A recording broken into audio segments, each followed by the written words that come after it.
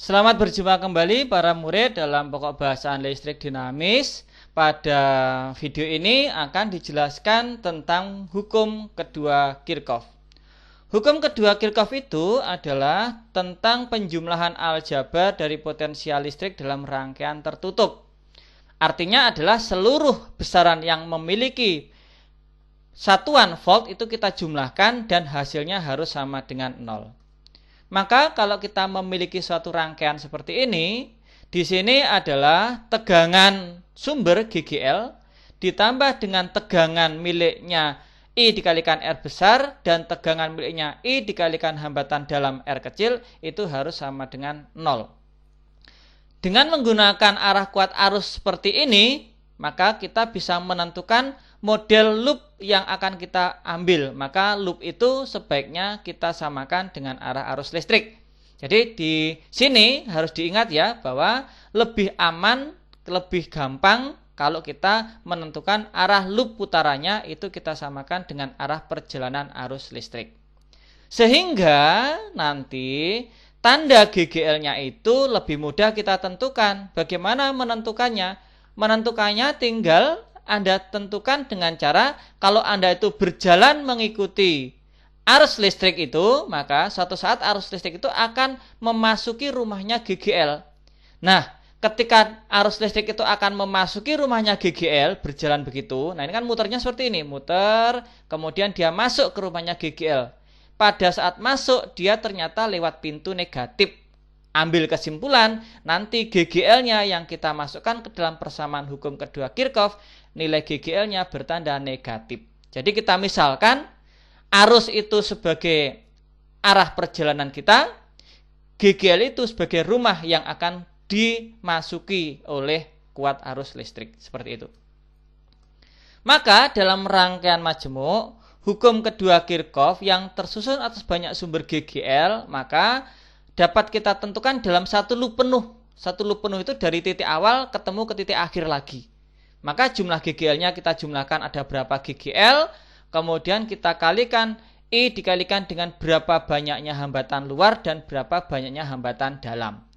Sama dengan 0.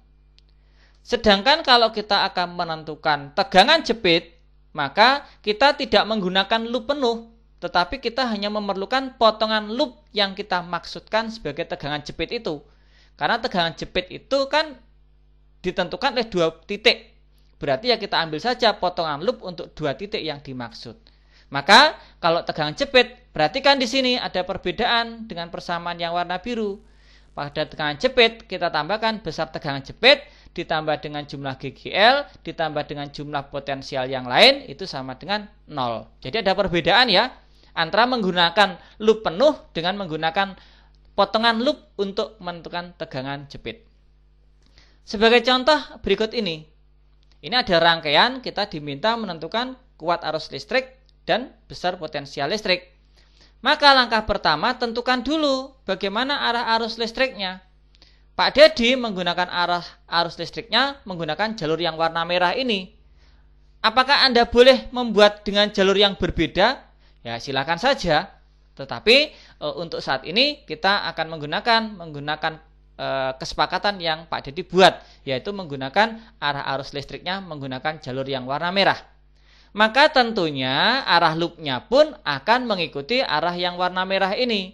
Berarti arah loopnya melawan putaran jarum jam. Kalau akan menentukan kuat arus listrik, kita tentukan saja menggunakan hukum kedua Kirchhoff, yaitu jumlah GGL ditambah dengan I dikalikan jumlah semua hambatan sama dengan 0. GGL-nya ada 2, GGL1 dan GGL2.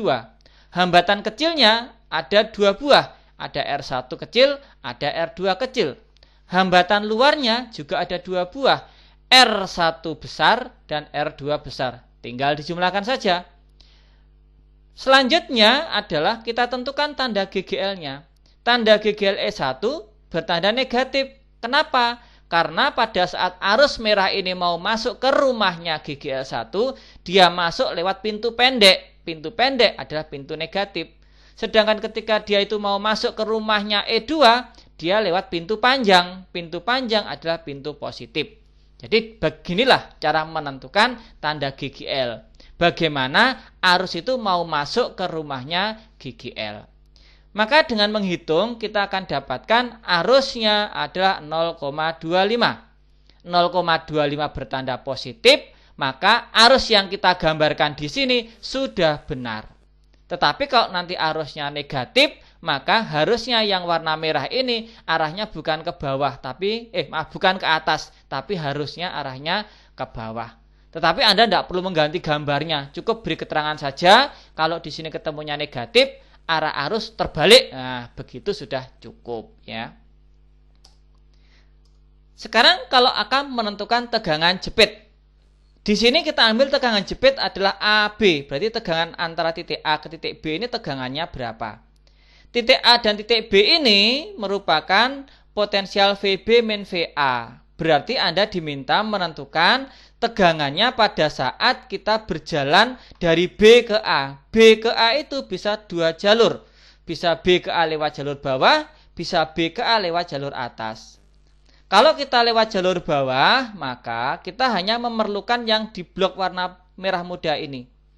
Berarti persamaan tegangan jepitnya, nah ini ada VAB ditambah GGL ditambah dengan jumlah perkalian I dengan R-nya. GGL-nya yang di blok ini hanya ada satu. R-nya ada dua, R1 kecil dan R besar 1. Ya, ada dua sehingga kita masukkan semua. Nah, ini perhatikan, arusnya bertanda negatif. Kenapa bertanda negatif?